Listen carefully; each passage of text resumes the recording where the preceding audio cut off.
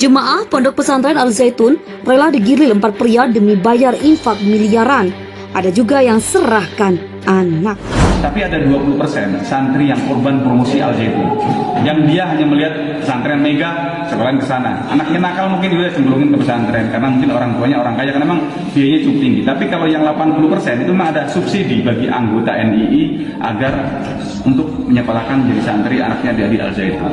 Jadi kalau Kementerian Agama hanya melihat kurikulumnya, ya tidak ada yang aneh. Tapi kalau hidden kurikulum, ini adalah gerakan intelijen, dan saya rasa istana juga harus turun tangan menghubungkan kita punya intelijen. Jadi jangan sampai seolah-olah intelijen tidak bergerak. Ini adalah gerakan yang sangat membahayakan kedaulatan bangsa. Yang diketahui Mas Ken sendiri selama berada di dalam Al Zaitun, yang paling menonjol penyimpangannya itu apa? Menghalalkan segala cara dalam hal infak bukan infak sebenarnya, iuran paksa. Jadi di NII ada namanya harta ini adalah diambil oleh pimpinan. Ayatnya adalah ambillah sedekah dari mereka untuk membersihkan diri. Jadi ada yang sampai jual tanah, jual rumah.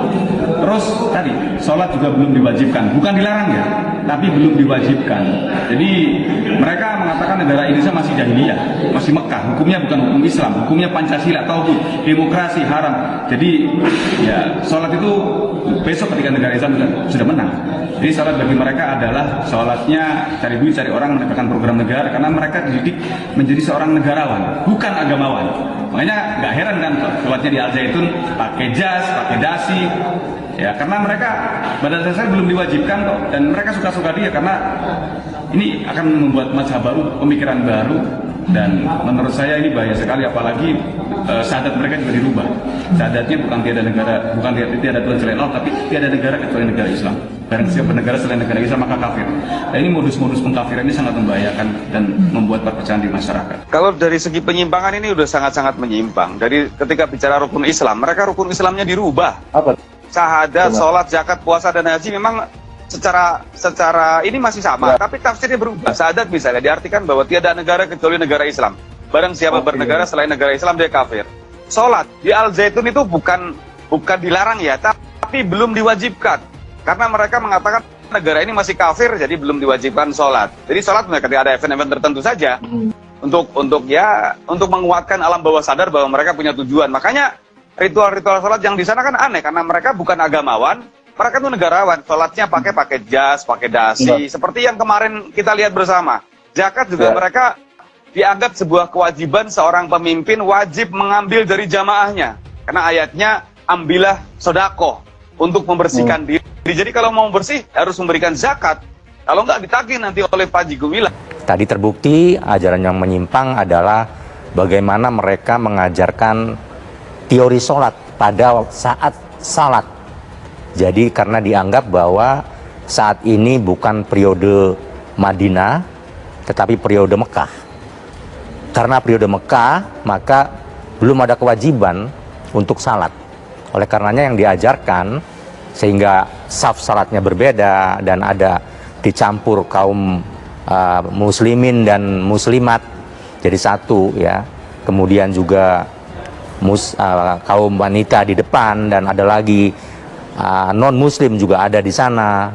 Nah, itu menunjukkan bahwa di dalam pandangan Majelis Ulama Indonesia itu adalah fatwa yang ajaran yang menyimpang. Oleh karenanya Majelis Ulama Indonesia telah mengeluarkan fatwa nomor 38 sebagai dasar untuk mengukur bahwa yang dilakukan Panji Gumilang di Mahat Al Zaitun dengan salatnya itu adalah menyimpang.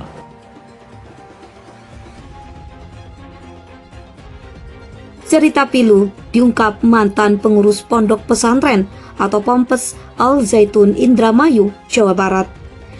Ken Admiral, mantan pengurus pondok pesantren Al Zaitun pada 2000 hingga 2002, mengungkapkan adanya infak yang wajib dibayarkan pengikut pondok pesantren yang dipimpin Syekh Panji Gumilang itu. Dilansir tribunwow.com, demi membayar infak tersebut, sejumlah pengikut sampai melakukan hal-hal ekstrim, mulai dari menyerahkan harta cuma-cuma, menyerahkan anak kandung, hingga menjual diri. Yang lebih menyedihkan lagi, para anggota yang sudah menyerahkan anaknya ke Pondok Pesantren Al Zaitun tak lagi bisa menemui sang buah hati. Ken mengaku tak bisa membayangkan perasaan orang tua tersebut. Tak sedikit jamaah yang menjadi gila karena depresi. Lebih lanjut, Ken mengatakan ada juga jamaah yang sampai menjual diri demi membayar infak yang diminta Pondok Pesantren Al Zaitun. Menurut dia, ada pula jamaah perempuan yang rela digilir 4 laki-laki hanya untuk memenuhi infak yang diminta pihak Pondok Pesantren. Dalam memeras para jamaah, Pondok Pesantren Al Zaitun menghalalkan segala macam cara, termasuk menggunakan ayat-ayat Al-Quran. Satu di antaranya ayat dalam surat Al-Quran Tadabbur ayat 9, surat 9 ayat 103, yang memiliki arti, ambillah zakat dari sebagian harta mereka.